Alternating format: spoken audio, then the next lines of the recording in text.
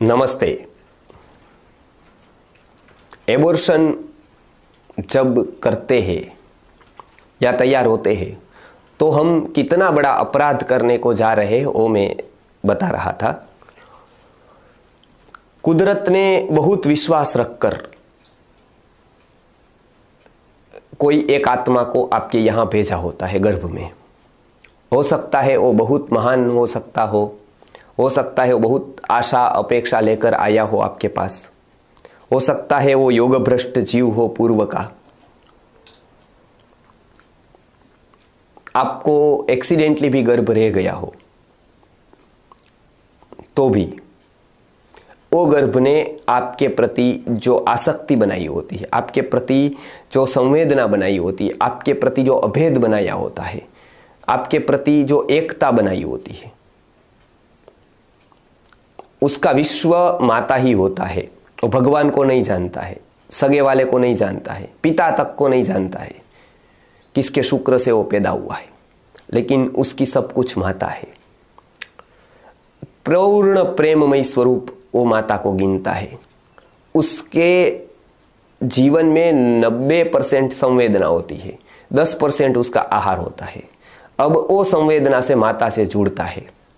वही माता जिसको मैं माता नहीं मानता हूं, लेकिन लौकिक दृष्टि से बोले तो वही माता डॉक्टर के पास जाकर चेक करवाती है। डॉक्टर कहता है इसको निकाल दो, कोई पाप बाप नहीं है, मैं बैठा हूं, आप मुझे पैसे दे दो। और आप सोचते हैं कि ये 15,000 में झंझट जाए क्योंकि आपको झंझट लगती है। तब क्या होता है, आपके साथ जो प्रेम के तंतु जोड़े होते हैं उसने, वो पता है आपको अनएक्सपेक्टेड होता है। ये घटना गर्भ के लिए अनएक्सपेक्टेड है, वो सोच ही नहीं सकता है।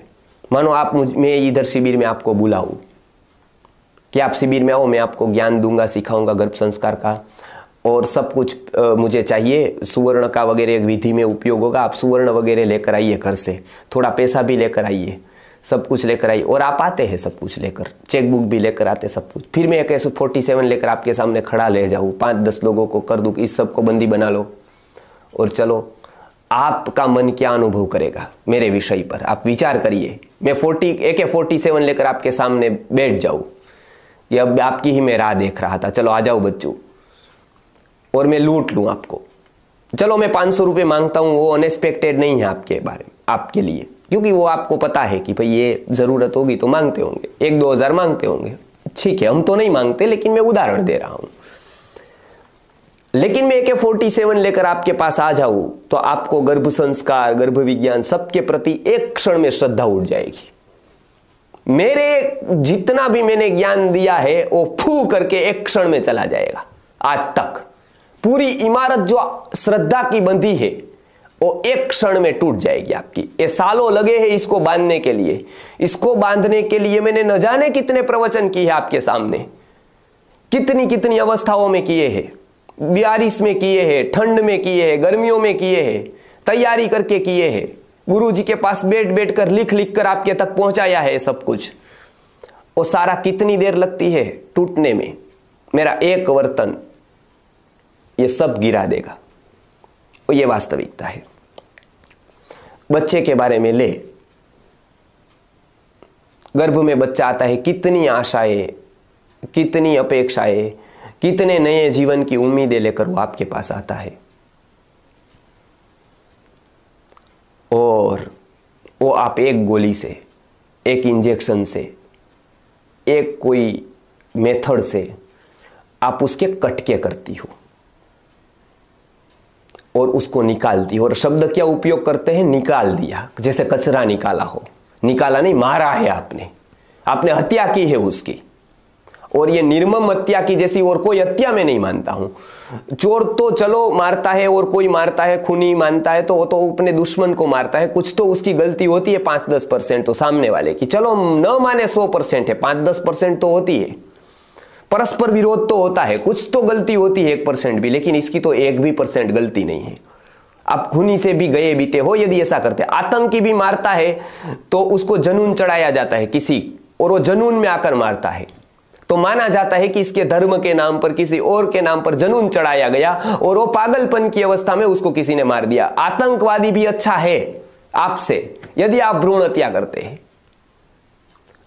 आपको किसने जुनून चढ़ाया है? किसने दारू पिलाया? किसने पागलपन सवार किया? किसी ने नहीं। तो भी आप तैयार हो जाते हैं। और जब आप वो करते हैं तो बच्चे को जो प्रेम का भाव है वो टूट जाता है पूरा, वो क्रूरता से भर जाता है।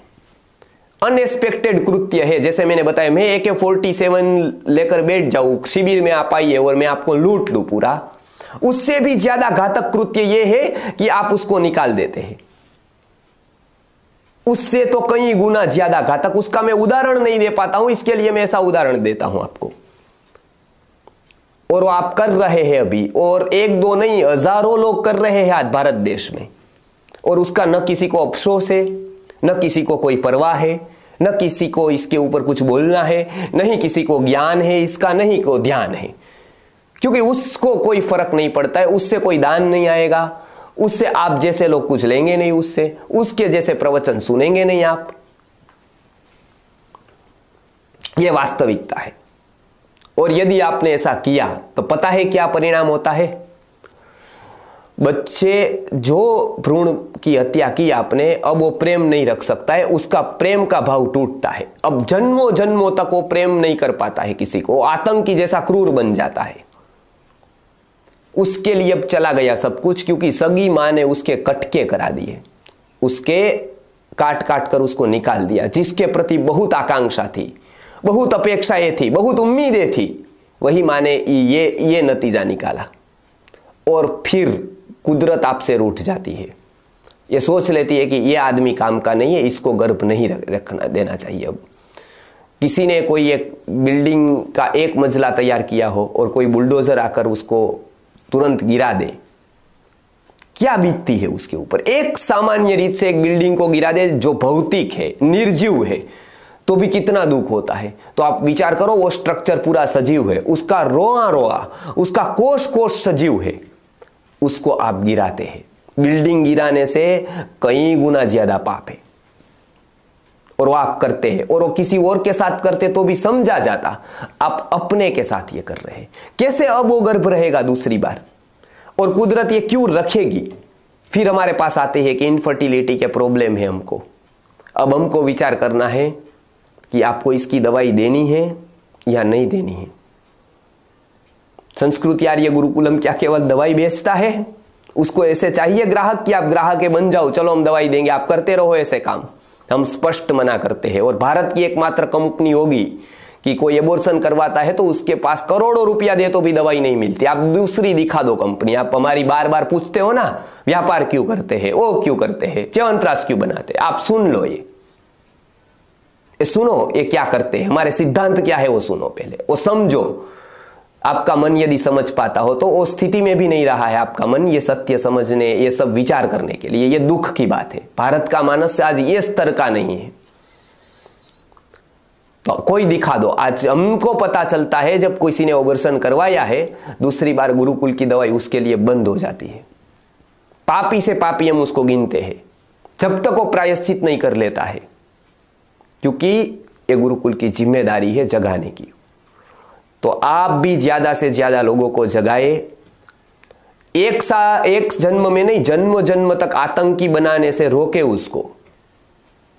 गर्भ रह गया है कोई बात नहीं, जन्म दे दीजिए, कोई भूखा नहीं रहेगा, कुछ नहीं होगा। एक बार हिम्मत करिए, विश्वास रखिए कुदरत के ऊपर, भगवान के ऊपर। जिसने इतना निर्माण किया है उसने उसके लिए भी कुछ सोचा होगा।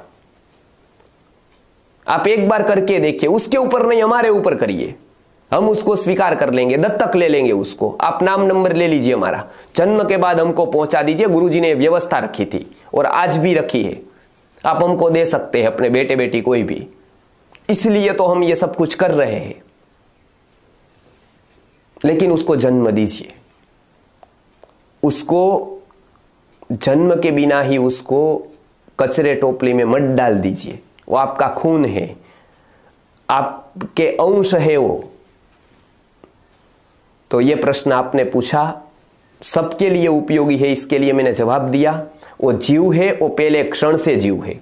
चाहे लाख डॉक्टर क्यों ना बताते हो कि उसमें जीव नहीं है, क्योंकि उसको कुछ चाहिए आपके पास से। और जीव कहे उससे जीव न कहे उससे उसको ज्यादा मिलेगा, इसके लिए वो कहता है कि उसमें जीव नहीं है। लेकिन मरे हुए आदमी को लेकर जाएंगे, वो बोले अभी जिंदा है, वेंटिलेटर पर लगा दो, और वो मुर्दे को 10 दिन लगा देंगे, वो कहेगा वो जिंदा है जो जिंदा नहीं है। और ये जो जिंदा है उसको कहेगा कि वो जिंदा नहीं है। क्यों? क्योंकि उसको चाहिए आपसे और हमको नहीं चाहिए कुछ आपसे। इसके लिए हम सत्य कह पाते हैं आपको। ये फर्क है हमारा और उसमें, ये समझिए फर्क को और इस पे थोड़ा जागरूक होइए।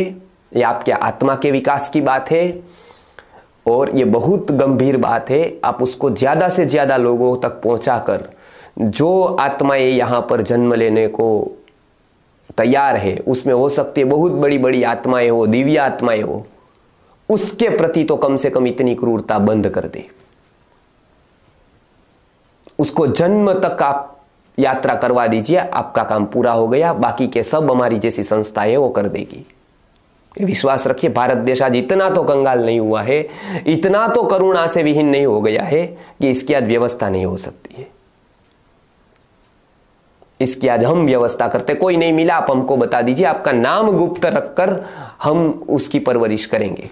हम अपने बेटे बेटियों की तरह उसको पालने का वचन देते हैं सबके सामने आज। लेकिन ये आप पाप कृत्य न करें,